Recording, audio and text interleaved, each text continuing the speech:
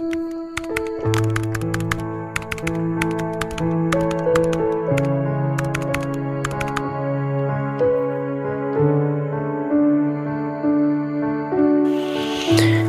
Wasi Sabda yang terkasih, tradisi pemakaman seorang paus itu syarat dengan simbolisme dan makna. Untuk itulah, pada kesempatan kali ini, Oasi Sabda mencoba menggali tentang tradisi pemakaman seorang paus. Yang pertama, Carmelenggo Gereja Roma Suci yang saat ini dijabat oleh Kardinal Kevin Farrell memiliki tugas utama ketika seorang paus meninggal. Ia memiliki peran penting dalam mengkonfirmasi kematian sang paus secara resmi. Sesuai tradisi kuno, Carmelenggo memanggil nama baptis paus sebanyak 3 kali. Jika tidak ada jawaban, maka ia dengan khidmat akan menyatakan paus benar-benar telah tiada. Setelah pengesahan wafat seorang paus, satu tindakan simbolisme yang kemudian dilakukan adalah penghancuran cincin nelayan. Cincin ini merupakan lambang otoritas kepausan dan kehancurannya menandai berakhirnya masa jabatan sang paus dan sekaligus mencegah penyalahgunaan segel resmi oleh pihak lain.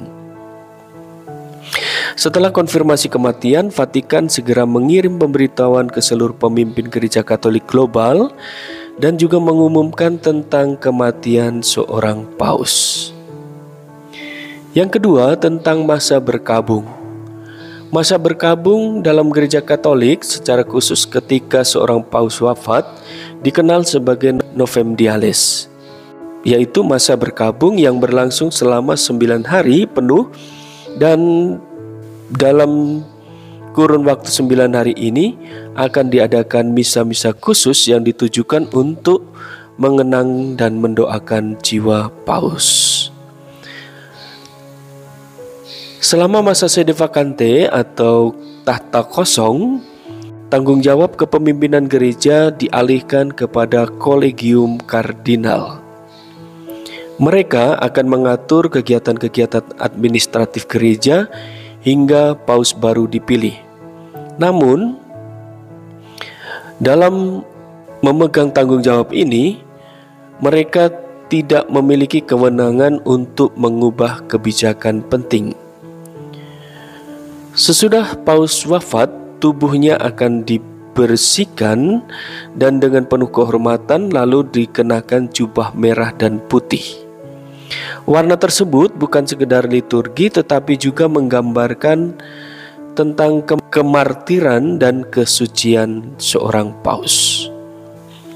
Sesudah itu jenazahnya akan ditempatkan di kediaman pribadi paus. Setelah itu akan dipindahkan ke Basilika Santo Petrus, tempat umat dari seluruh penjuru dunia dapat memberikan penghormatan yang terakhir. Yang ketiga adalah prosesi pemakaman. Salah satu aspek paling unik dari prosesi pemakaman paus adalah penggunaan 3 peti mati yang bertingkat. Prosesi ini tidak hanya simbolik tetapi juga menyampaikan pesan spiritual yang mendalam. Peti pertama dari seorang paus terbuat dari kayu cemara. Ini adalah simbol dan lambang tentang kerendahan hati yang mengingatkan bahwa meskipun seorang paus memiliki kedudukan tinggi, ia tetap manusia yang kembali ke tanah. Di dalamnya, wajah paus akan ditutupi kain sutra putih bersama sebuah tabung timah berisi biografi dan koin masa kepausannya.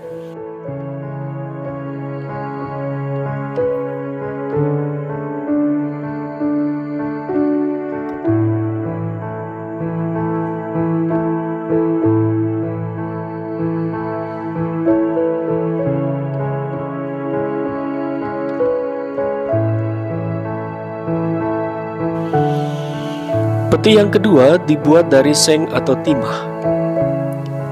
Hal ini berfungsi sebagai pelindung kedap udara, simbol bahwa warisan rohani paus akan tetap abadi dan tidak tergoyahkan oleh waktu. Sedangkan peti yang ketiga sebagai lapisan terluar dibuat dari kayu ek. Kayu ini dikenal karena kekuatannya dan menjadi simbol kehormatan tertinggi bagi seorang pemimpin gereja.